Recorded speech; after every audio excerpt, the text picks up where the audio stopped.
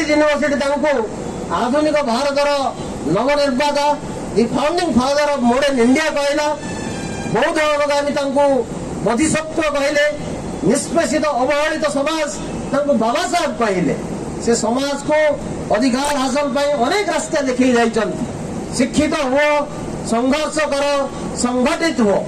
तांकर आत्मकाव्य सर्वदा बहुजन समाज कर्ण गमर गुंजरित होउछि। मात्र तांकर स्वप्न आज भी अधूरा रही।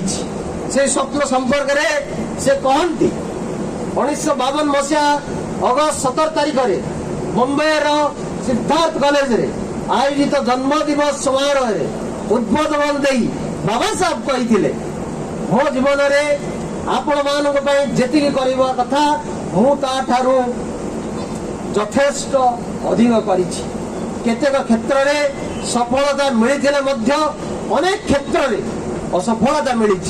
मोर सफल कार्य मध्य एक मो आंदोलन आरंभ करने समय समाज लोक माने मृत पशुर मांस खाऊ मला पशुर मांस खाऊ समाज मध्य आज अन्याय विरुद्ध लड़ाई कर चेतना सृष्टि कर।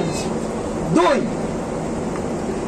आंदोलन सबुठ बड़ उपलब्धि होची अधिकारहीन समाज को मो अधिकार संपन्न रूपे गढ़ी पारी। तृतीय सफलता होची जो समाज पर शिक्षार द्वार बंद थिला से द्वार कहीं मु उन्मुक्त कर देइछि। जो द्वारा आपण माने ज्ञान अर्जन करि पारुचंती। यह होची मो आंदोलन रो तीनोटी महत्वपूर्ण उपलब्धि। या सत्वे केतक क्षेत्र रे मो असफल होइछि। ता होची समाज रे संगठित व्यवहार भावना सृष्टि करिवार सफल होई पारि नाही किंबा या को विकसित करि पारि नाही। आपण मानक पई मु एपरि कोनसी संगठन तैयारी करि पारि नाही जो संगठन मो पर मध्य आपणक हितर सुरक्षा करि पारिबो। मोर एई कार्य अधूरा रहिछि।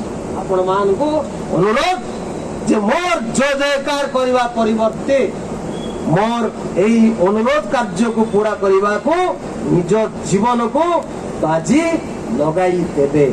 ये होची बाबा साहेब बाणी। समय आसछि जहाँ मोर महानंदिया बाबू कहते